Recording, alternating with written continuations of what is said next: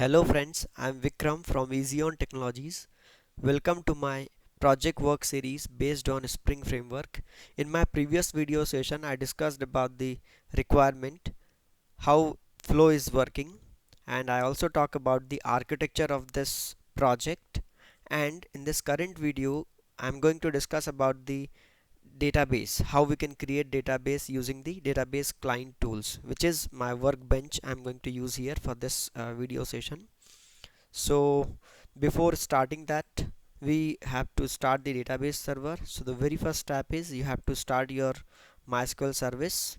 So might be MySQL is running in your computer as a service, or this is this can be started manually. So MySQL D is a process used for MySQL database server. So you can start the MySQL process manually, or you can configure MySQL as a service.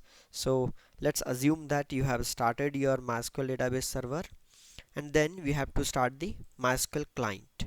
So I'm using here MySQL Workbench, which is a database administrator tool, or it's an explorer tool, you can say.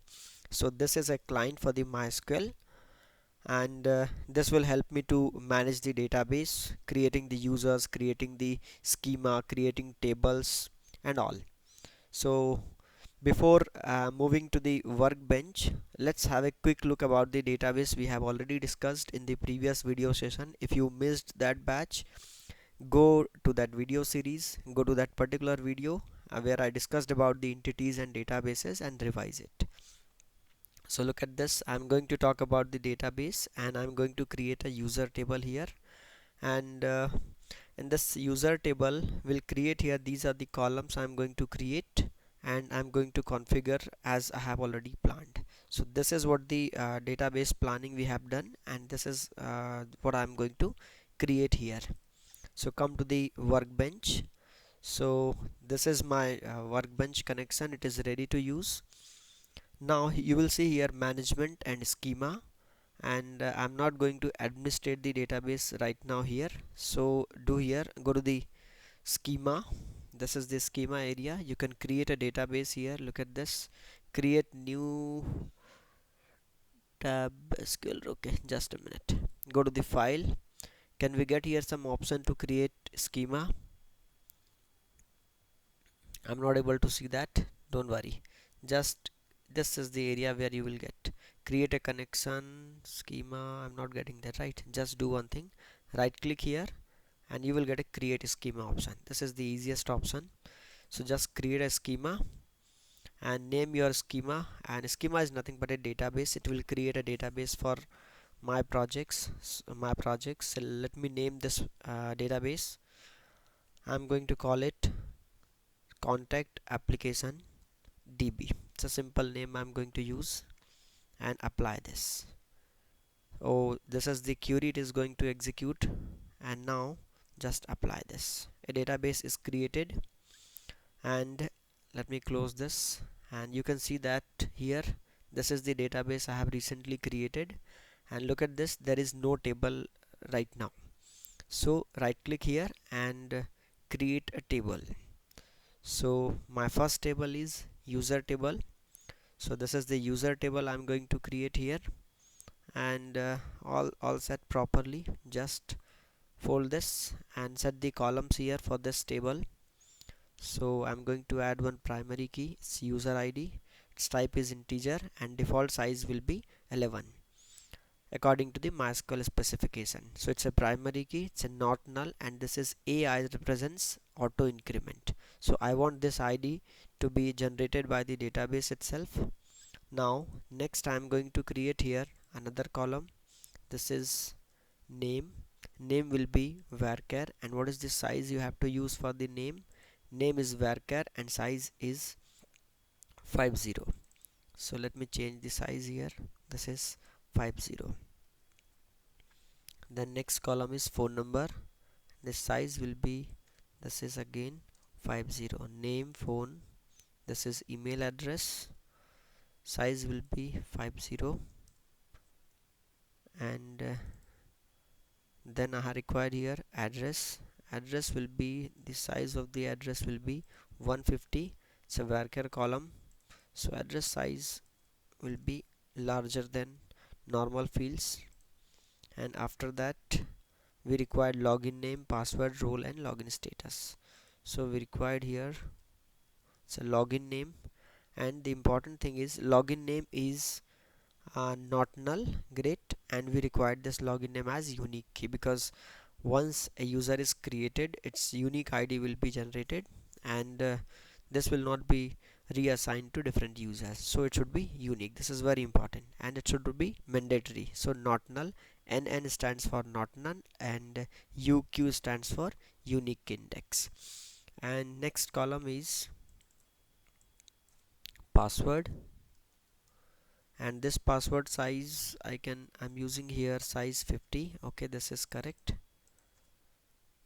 So this is password size, and role is required here. So role size 1, probably yes, role is 1 and it is integer, so this is int, and the size will be 1, so you can assign the size here in bracket. You can use here some other type, like tiny integer is there.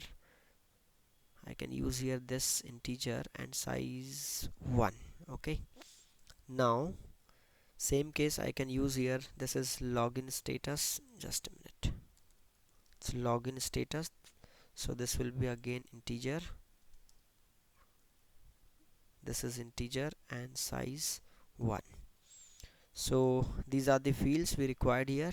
So user ID is there, name, phone, email address, login, password, role and login status. Probably I covered all the fields. Okay, all set. And now there are some more things you can set here. So it's not null. Look at this, role is not null and login status is not null. So make it not null, role is not null and login status is not null. And default values I can set here. The default role will be 2, because general user will be your default user, and login status will be 1. 1 represents active user. So these are the values I configured here. So this is all set now, and now just apply this. So this is the query it is generating behind the scene, and now just apply this and finish this and just close this. Look at this, here you will get a table. So this is the user table we have got here, and you can check all the columns generated here: user ID, name, phone, email address, login name, password, role and status, right? And you can see here some index is internally created for 2 columns. This is a primary key column and this is unique key, so index is created here, and there is no foreign key. Look at this, there is no foreign key in this table, correct?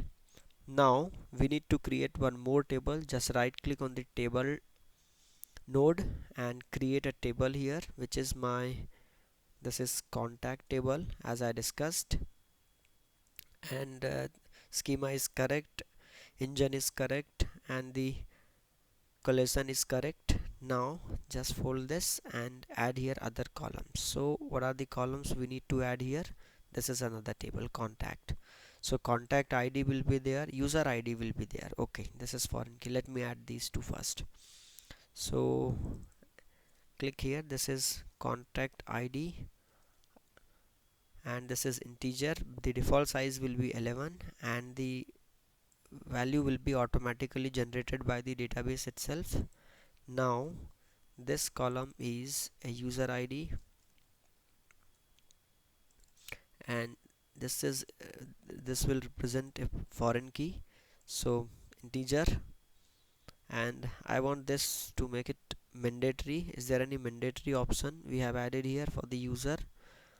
No, we have not added, so just keep it like this. It's a foreign key, we'll add foreign key later on. So user ID is there. Now contact name, and this will be size 50. Then phone number, size will be 50. Email address will be there for contact, and you can add here 50, and then required address, Okay, this is address, and this will be your 50. Okay, and not 50, it is 150 we have considered. Okay, you can refer this document as we have already prepared. And I required here remark, so this last column is remark. You can write down some note in this column about the contact, and the size will be, it's 150, 150 characters. So it's all set. Anything else missing here? Go through the revision. So it is correct, everything is perfect, right? This is required, we have to add this part. So foreign key I will add, just wait. So this will create my database. Do one thing, create the table first. So I created this. This is the query generated by the tool. Okay, the database table is created here, and you can see these two tables created here. Now I'm going to add here foreign key. Look at this. When you take your mouse here, you will see here some options like you can see this spanner here. So this is for configuring this table. So this is ready. I'm going to minimize this. Okay, now look at this bottom side. This is the tab here, columns, indices, foreign key, triggers, partitioning, and other options you will see. I'm going to use this foreign key option. So let me name your foreign key. So this is foreign key from user, foreign key relate with the user table, name of the foreign key, and reference table I'm going to use here.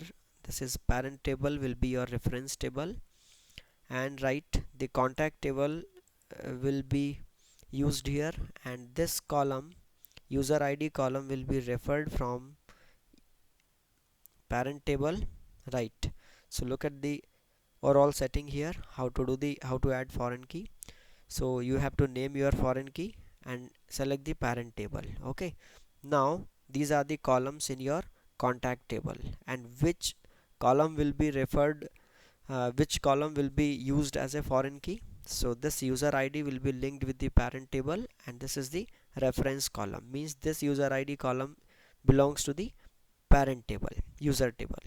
So that user table's user ID is now linked with the contact table's user ID, right? And now you can see here few more options. On update rule, I'm going to do nothing, no action on update. And on delete cascade means when you delete the parent record, all the associated childs will be deleted automatically. Means when you remove any contact and when you remove any user, all the user contacts will be removed, right? So it's all set now. Just apply this, and these are the commands internally generated by this workbench. Apply this. Okay, now finish. So you can see here foreign key added, the foreign key is now created. Just close this and check this.